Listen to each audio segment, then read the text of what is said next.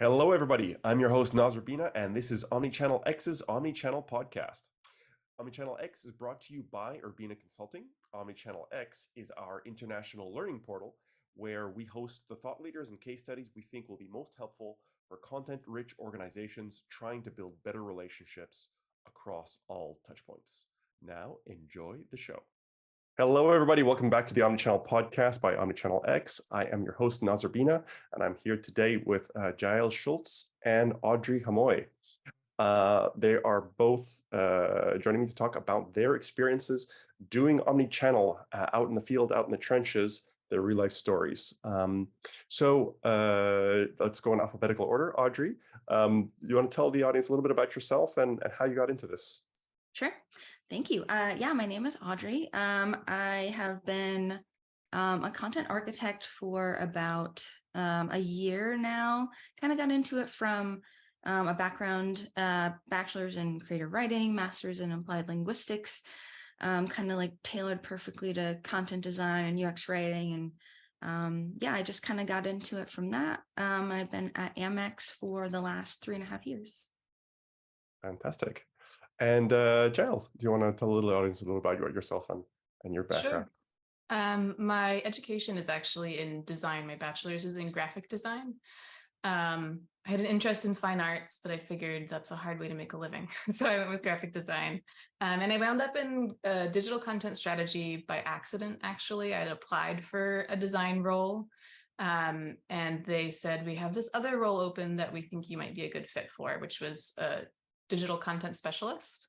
And I figured I'd give it a whirl, and I actually fell in love with it. It really played to my strengths as far as information organization, and my design background obviously helped because I was working a lot still with digital designers on web experiences. So I've been in content strategy for about a decade. I joined Amex 4 years ago as a UX writer, actually. The hiring director at the time said, I know we have a need for content strategy. We don't have headcount for that right now. So I want somebody with that background. And then last year, similar to Audrey, moved into a content architect role. So Audrey's on the mobile side of things, and I'm on the web side.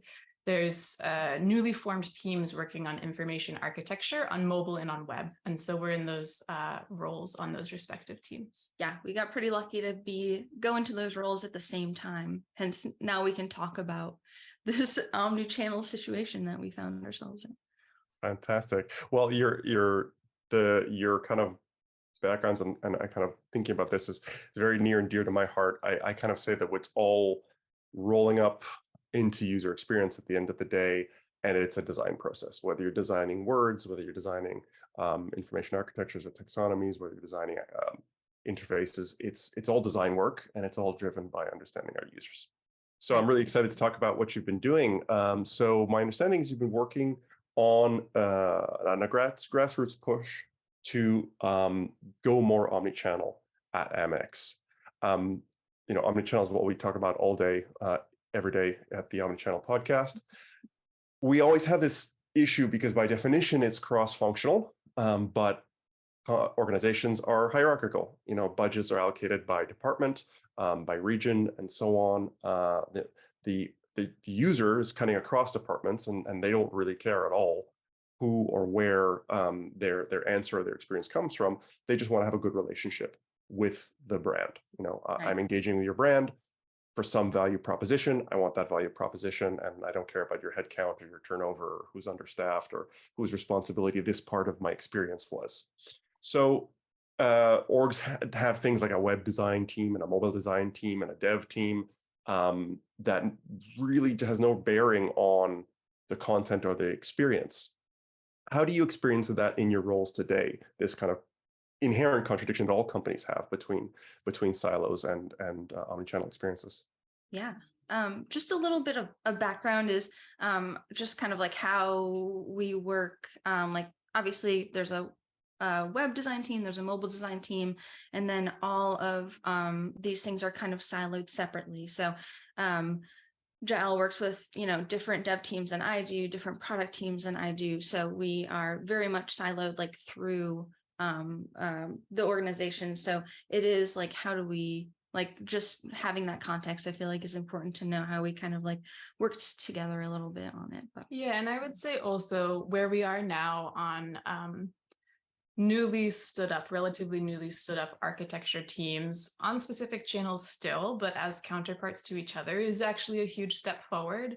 Some of the stuff we're going to talk about today is work that we collaborated together on when we were still in UX writing roles.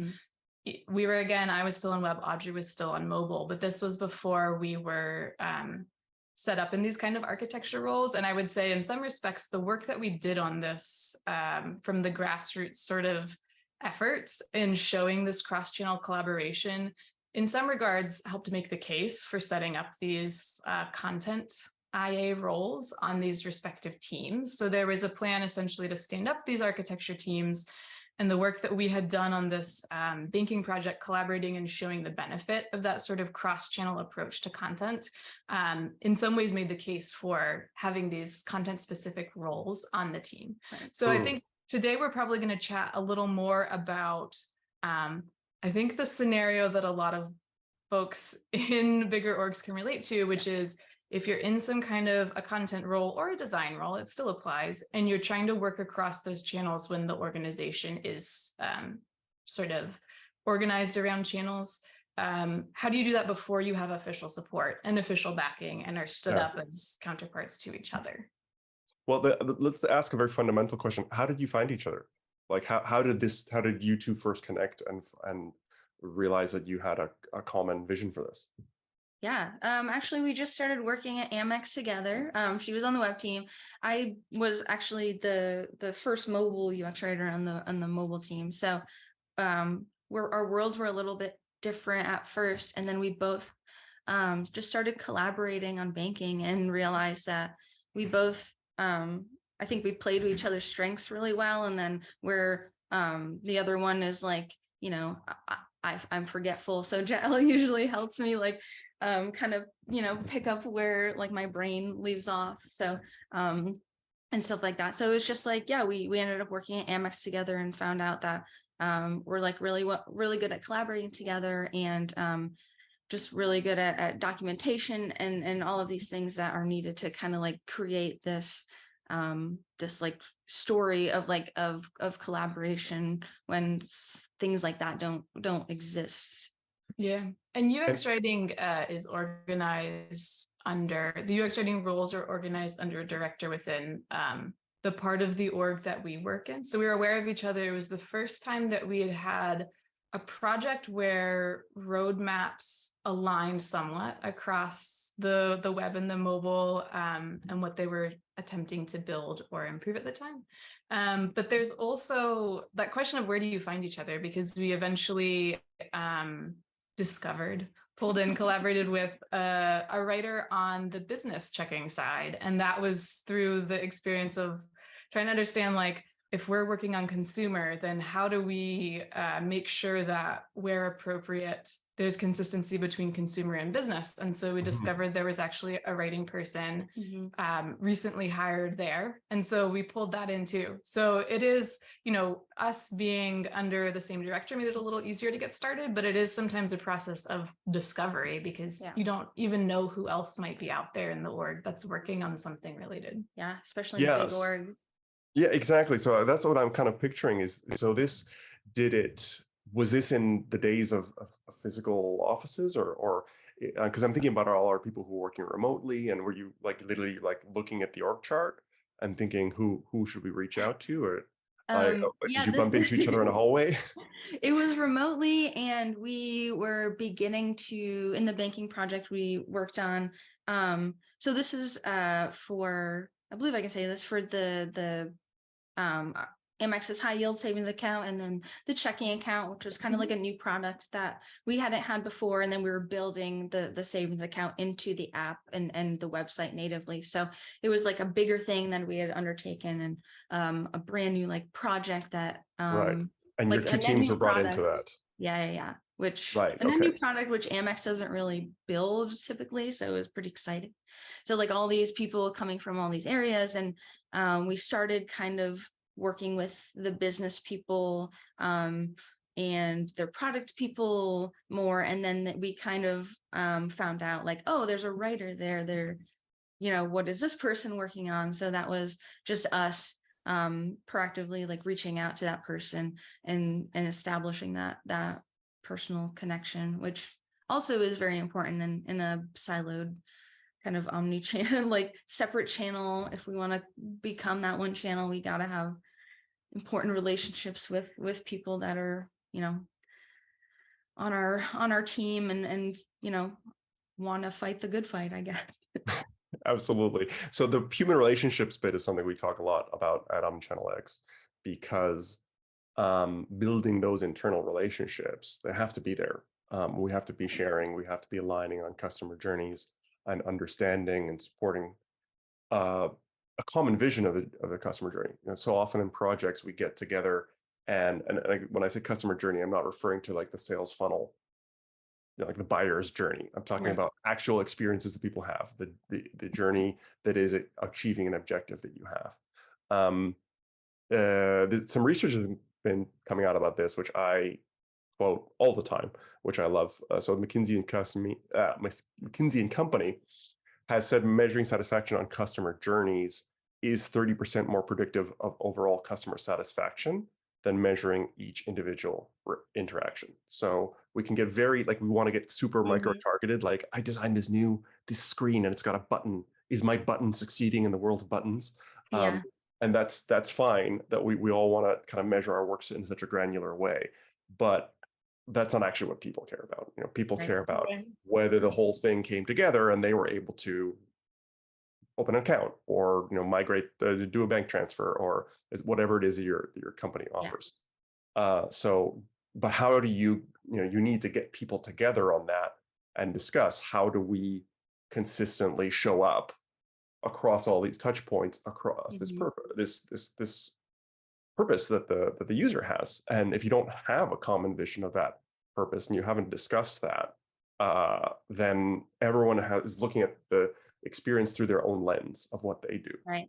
Yeah. So can you talk a little bit about your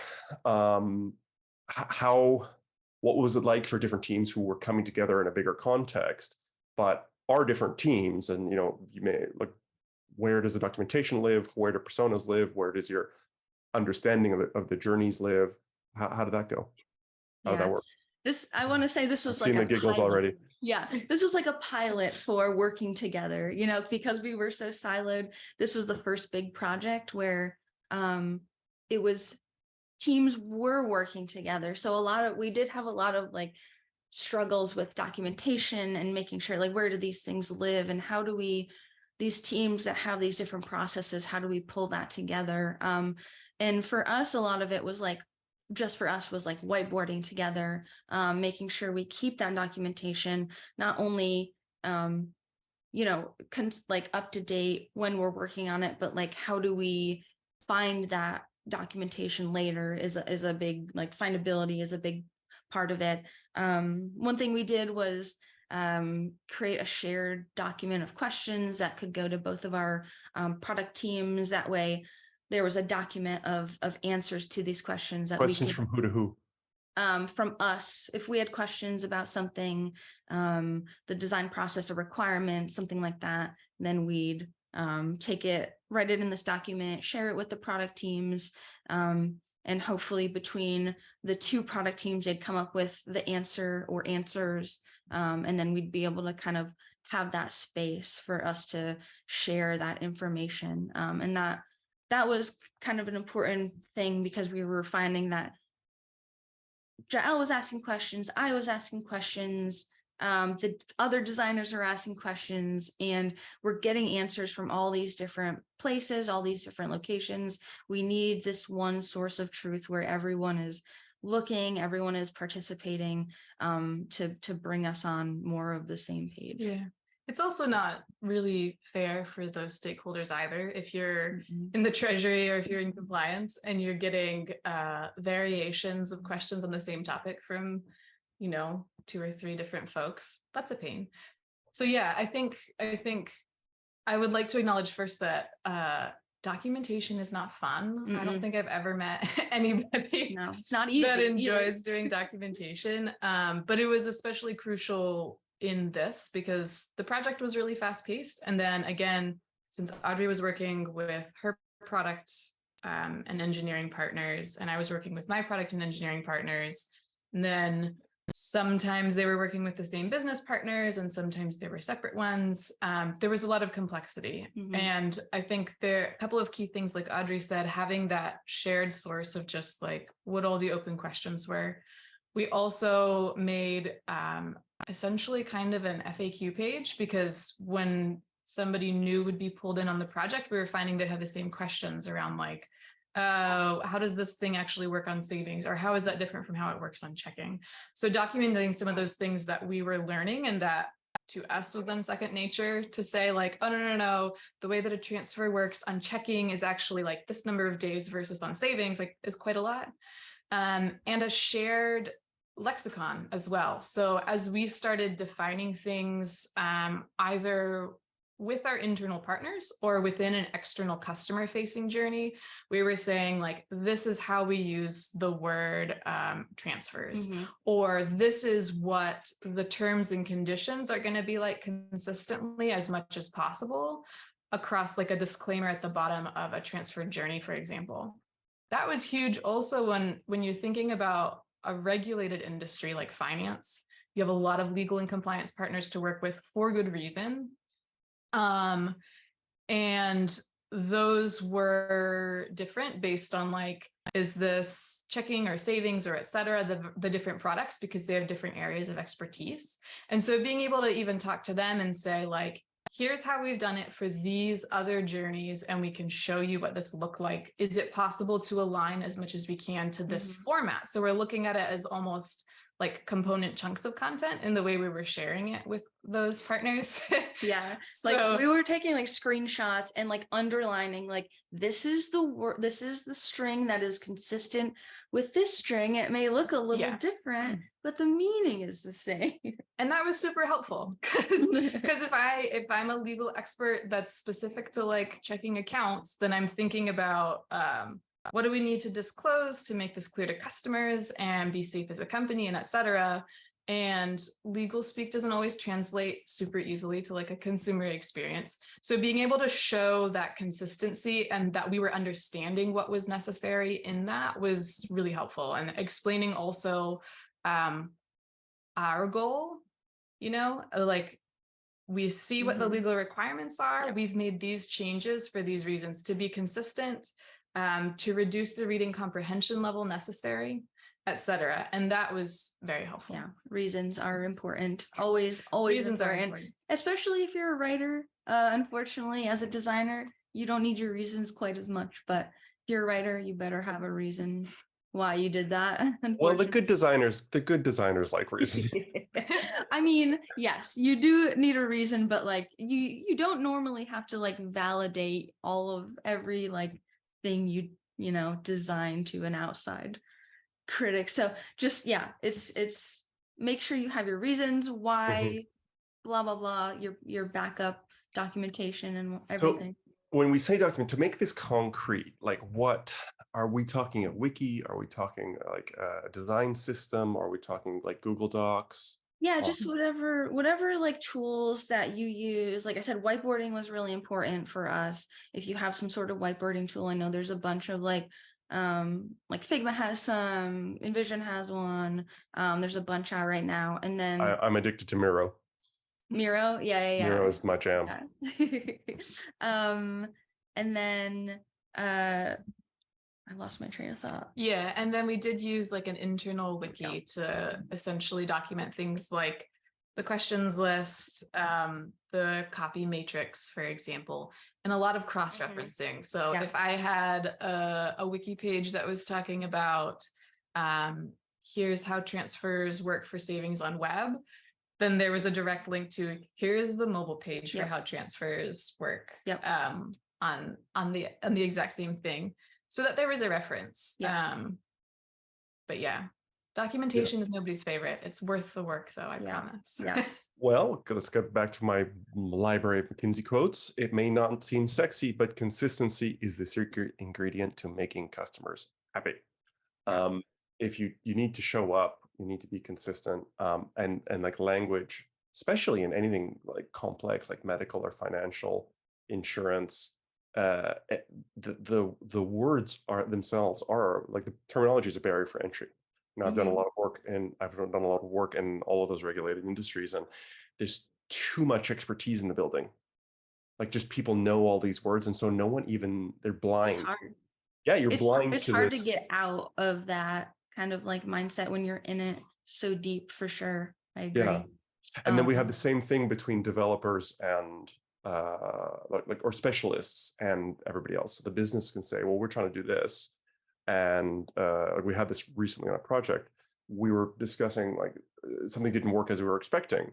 And you know, the feedback was, you know, well, the designer showed you the design uh, 2 months ago and you signed off on it. And it clearly said that this was a content asset, not a content snippet. And like yeah. everybody else is going, what the hell? Like, we're trying our best to review this thing, but Yeah. it's not our specialism. Like this, Yeah. we have to come together on how it's going to work, what the expectation is, and language can be a huge barrier. So the more we can It- kind of keep living documentation, and understanding, how do we scale up understanding across teams? yeah. And So, if you're in the go ahead. writing space, I want to say like UX writers, content designers, content architects, anywhere where your job is with words and tech, a lot of the time you end up being the person who makes things less confusing for other teams. I found Mhm, because you're good at taking this information and making it understandable.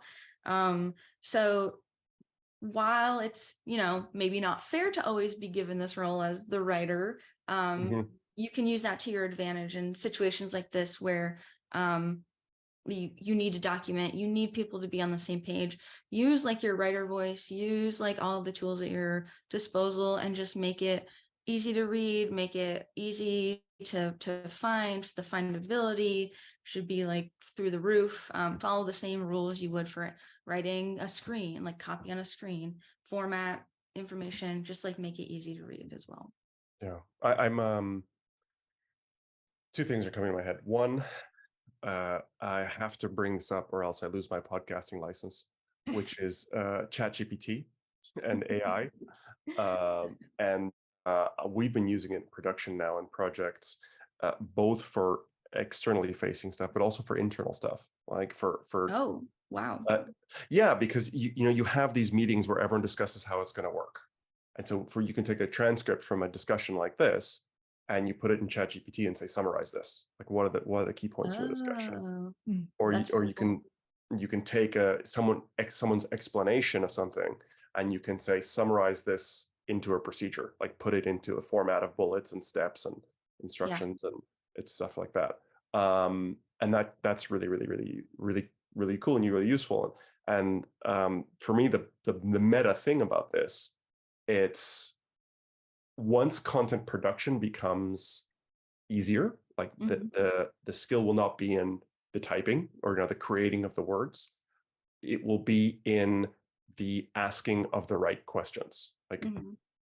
the brands who will succeed are going to be the ones who understand their user better, who share that understanding of user better across the team, so that we're asking the tools to do the right things for us, rather than kind of the skill being in the actual ability to craft the sentences or produce the volumes of sentences that we need. So we're at the cusp of a very interesting point. I don't know if you're experimenting with that or have any feelings on the rampant buzz in our industry. No, I haven't, but I don't know why I haven't, because it's very up my wheelhouse. It looks very exciting. I've seen some people do some really wild stuff with it, but yeah, I think that's a good point. Like we there is like, as writers, we ask questions that people might not see. We find roadblocks that people might not visualize, and yeah, like we need to really rely on those processes and those skills that we have in the future for sure. Yeah, We, if you we want refer to to, it, so just very quickly, we refer to it actually literally as a meta content strategy. Like you have Mm. your content strategy you're trying to do externally, and you as the content people have to have an internal sense of who are my stakeholders, what language do they speak, what's going to resonate to them, what's my cadence for communicating with them, or else, you can't get the buy-in. So for yourselves, what I'm hearing is that's been a big part of the effort, like the outreach, the documentation, the communication. Yep. absolutely. And I think it's the nature of working anywhere where you're collaborating with different roles is, yeah, you've got different silos of like disciplines or role types or channels or whatever they might be. And it can be easy to get frustrated with like the forest for the trees and like, why don't they understand that we actually need to do X because otherwise the experience is going to be terrible and so forth. But it is the nature of a business is not going to succeed if you don't have goals, if you don't have things that you're being measured against and so forth. And so when you, particularly in larger orgs, but anywhere, somebody does have to be focused on specific goals that are smaller. So it's easy to get frustrated when you're running into bumps on the road with things like that, but understanding like they have a good reason for being focused on that. It's my job, or maybe it's not my job, but I'm making it my job to bring in this broader perspective to show how looking at the entirety of it is actually going to contribute towards their goals succeeding. Or sometimes there's a trade-off. So it might be we're looking at the broader ecosystem. We're going to make a change that's going to affect, let's say, the entry rate to a journey. But what we're actually doing is increasing clarity about whether or not the customer needed to do that in the first place. So it might be affecting one area and making sure that there's acknowledgement about that. It's not like, oh, your entry rate declined, so that's a ding on you. It's like documenting and acknowledging that trade-off. So I know it's something that anybody faces when you're trying to do things like this, work cross-channel, try new ways of working, etc.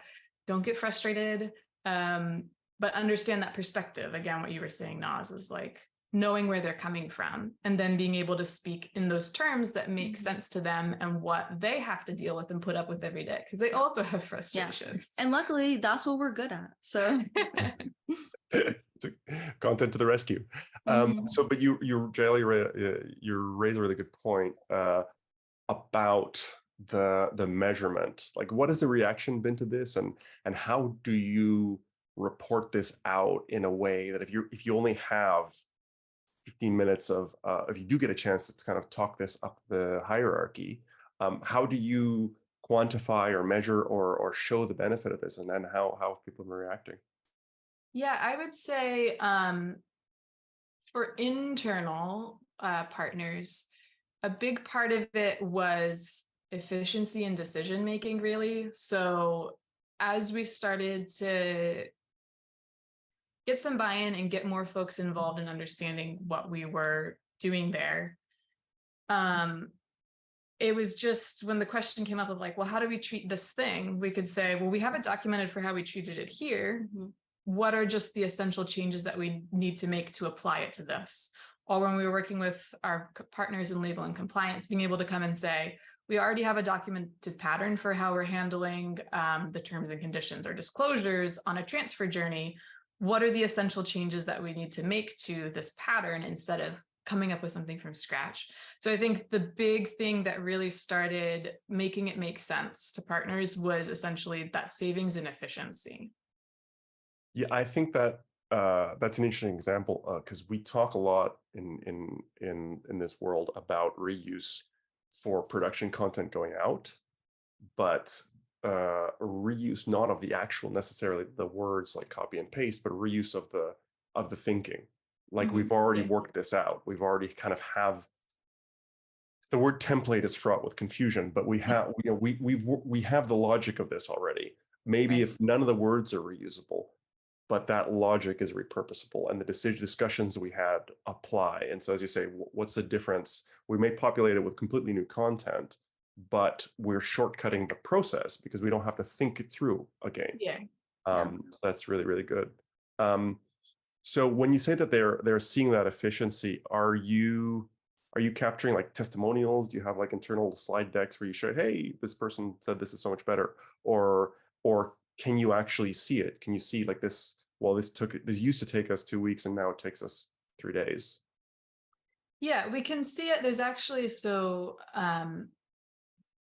it caught on enough. And we can't take sole credit for it. I think I think also It takes a village. It takes a village. we can take some credit for it, but our product partners were also seeing the need for some more collaboration, some more efficiency. I think the credit to some of that was like us having been working on that grassroots, and they started standing up ceremonies to collaborate across channels and across the different types of banking products. And that So was just to be clear, ceremonies in this context, like what does that actually look like? Ceremony. an example would be having like a monthly meeting to discuss what's on the upcoming roadmap for the various banking products across both channels. And then to see, oh, work has already been done on this one side and understanding the logic of the back end and how we can bring this in. Cool, this is now going to save the web team a bunch of work, for example. So just some things like that, like a monthly cross-channel meetup where what was upcoming and what had been done could be shared out. And so then knowledge that had already been gained or work that had already been done could be shared. Again, the same thing of like understanding, is there a template? Is there something like that that can be reused? Yeah. And that was massive. So we can't take all the credit, but we'll take a little credit. Yeah, that was a good point. On top of the documentation, you do need to have people in the rooms discussing these openly. Otherwise, there will be gaps in communication. And I think there was a point in time where that meeting had dropped off for some reason, like something happened. And then I think we've basically immediately noticed that things were starting to be a lot less clear between our teams again. So it was a very clear indication that having these places to just like share out and kind of like a stand up for each team a little bit was super important, just to stay on the same page. Yeah, I don't think that documentation can replace discussion. Documentation is important, but you still have to have folks in that room or WebEx or Zoom or wherever having the discussion around things. And part of it is knowing also that you are the expert in this field. Like, you feel free, like to if you notice these gaps in communication, like take the reins on that and start these conversations and start this documentation. That's basically all we did, was just, we were like noticing these issues and we were like, let's try and solve this. We're struggling with it. Maybe we can make our lives better and everyone else's lives better as well.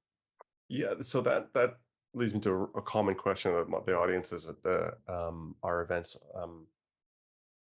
have is like, how do you get people to set aside time for that? Because everyone's saying, oh, I don't have enough hours in the day anyway, like for these syncs or to read this document that you've created.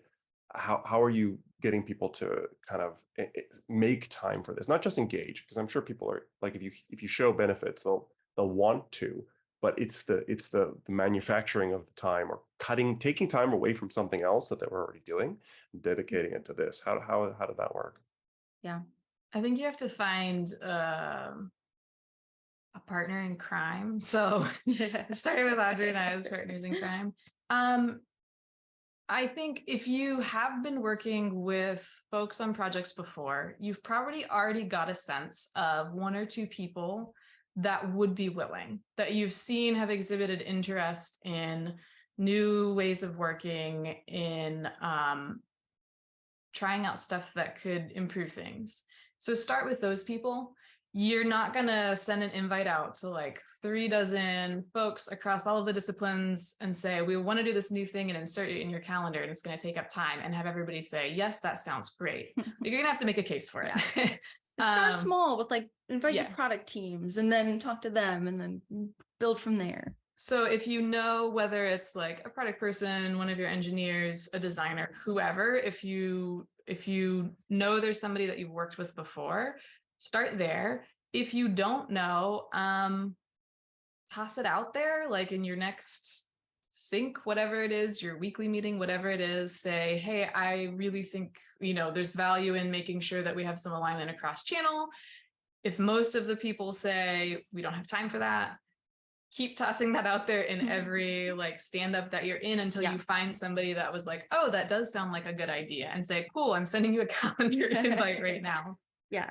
Yeah. If you're the only person, also, it could be you are the only person writing for both channels. I think all of these things still apply. Like, unfortunately, you are your own partner in crime, I guess, for a bit. Then you got to find your people, and then, feel free to keep this documentation, write this consistency thing of like, you can have what consistency means as a UX writer, as a writer, and just like, that's what we think as writers, like consistency. Let's have this guide for what this means, and then you can share that out. So don't feel like you can't do this, like if it's just you and you're trying to solve this siloed channel issue. I think this is a great story because a lot of our attendees do come from big companies, and a lot of them feel like, oh, we must be the only big company that's facing this, when that's absolutely not the case. Like we, all of our work is with generally speaking, like global multinationals, and there's the haves and the have-nots. Like some organizations are doing really well. Nobody is actually omnichannel. Like Nobody's we Design run is the still new, like yeah, no, like I've been harping about this stuff for 21 years, and we've had we've had omnichannel X for 5 years. The what's clear is lots of people are trying, but it's like this. It's this ongoing thing where you are always trying to move things in the right direction, and ironically the journey, if we could call it that, like that's the point, is getting the journey going in the right direction, not stressing that you're not there yet, because nobody is. Like everyone is. Oh, there's another channel, there's another touch point, there's another team, another product. You will get frustrated. You will get frustrated, and you have to remember that you can only control so much, at the end of the day. And as long as you're, trying. Yeah. And hopefully this will be encouraging. But to be honest, we'll never get there, right? So technologies are evolving. How people use technology is evolving. The kind of products, services, et cetera, is evolving. So nobody's ever going to arrive at a perfect state of like totally omni-channel, incredibly amazing customer experience, and then like brush their hands off and be done.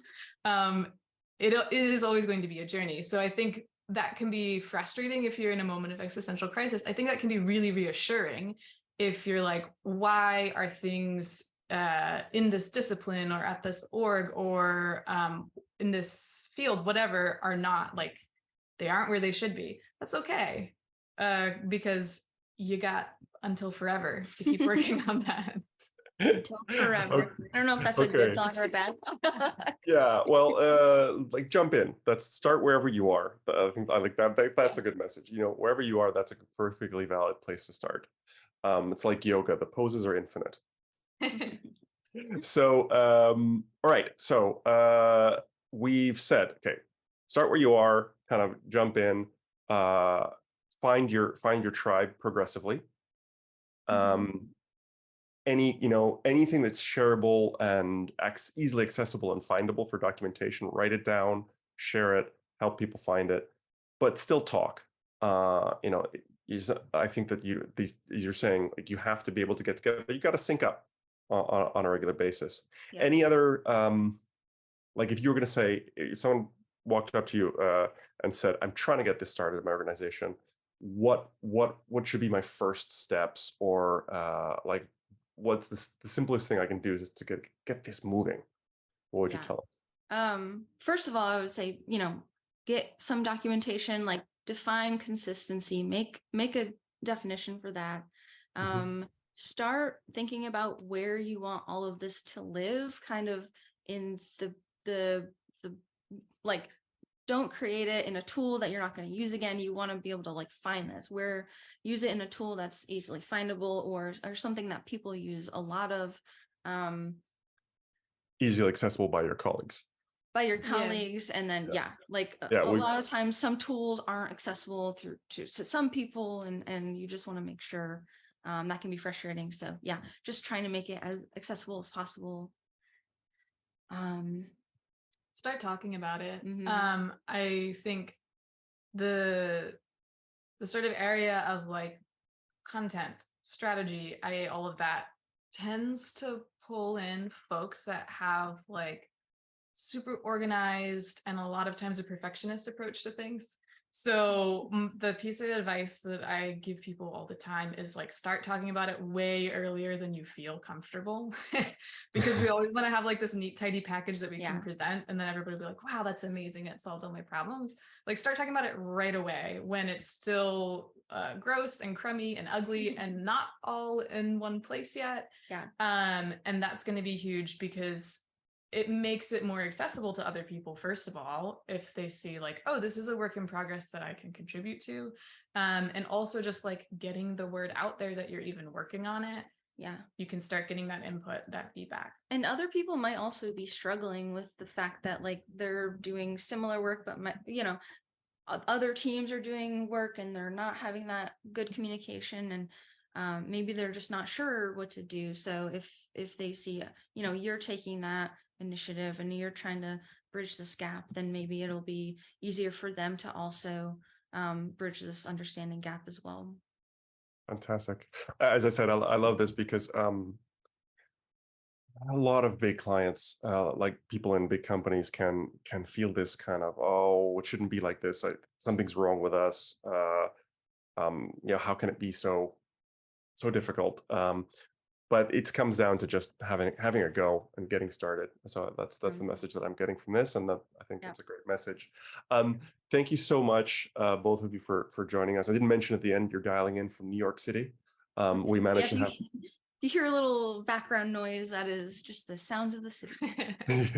Well, we had it sounded perfect, crystal clear, totally silent. I would have guessed you were out in the mountains. If people do want to get in touch and learn more, are you LinkedIn folks? How could people kind of? LinkedIn is good. Yeah, LinkedIn's good. I'm always happy to do like coffee chats, content people, strategists, whatever, or people just getting into UX. Always happy to have a career talk or commiseration, Yeah. Anyone else in a content architect or similar role, I would actually love to talk to you, because we've only talked to ourselves. So it'd be great to talk to somebody else. Okay, well, maybe we can schedule another podcast. Hey. So I'm always happy to talk about that too. You can reach out on LinkedIn for myself, Nazar Bina, omnichannelx.digital. Check that out for our podcast, articles, and other resources. That's getting revamped right now.